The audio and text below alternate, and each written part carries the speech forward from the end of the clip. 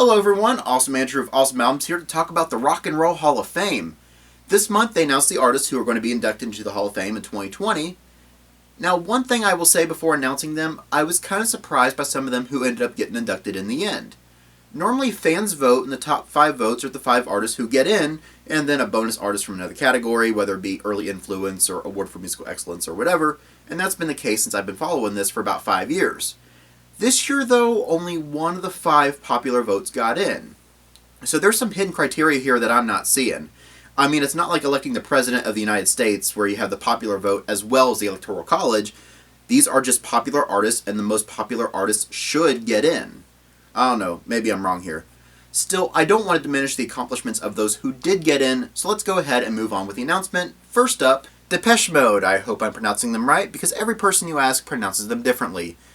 Depeche, Depeche, Depeche, Depeche, Depeche, Depeche.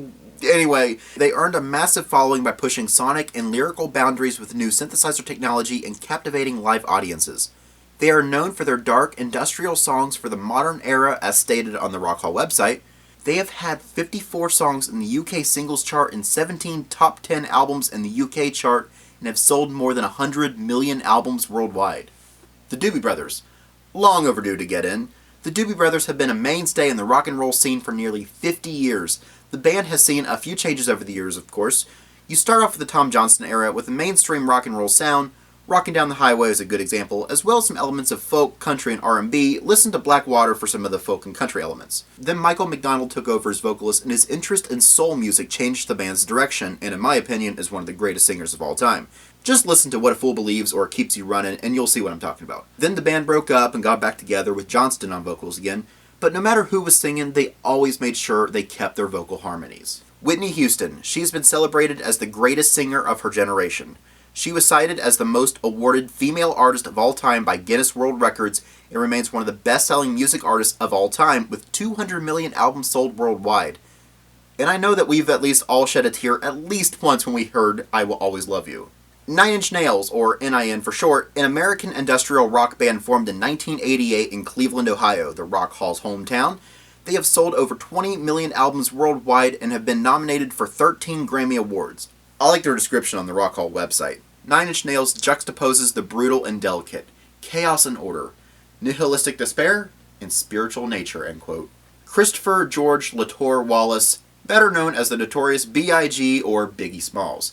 He is widely considered one of the greatest rappers of all time. His albums Ready to Die and Life After Death are 2 of hip-hop's most influential albums. T-Rex, formerly known as Tyrannosaurus Rex, released 4 psychedelic folk albums under that name.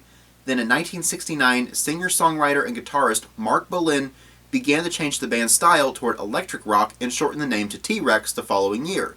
They became pioneers of the glam rock movement that started in the 70s. Even though Bolan's been gone for a while, killed in a car crash in 1977, their music has continued to influence a variety of subsequent artists to come.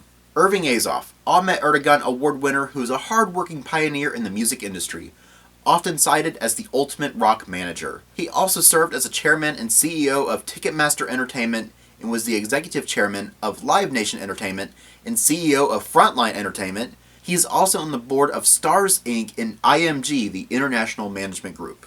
And John Lando, another Ahmet Ertegun Award winner, who has been a pioneer rock journalist and music critic. He even wrote in the first issue ever of Rolling Stone magazine, November 9th, 1967, as well as writing for other publications. He is also a co-producer and the longtime manager of Bruce Springsteen. And there you have it, the artists who are getting inducted into the Hall of Fame.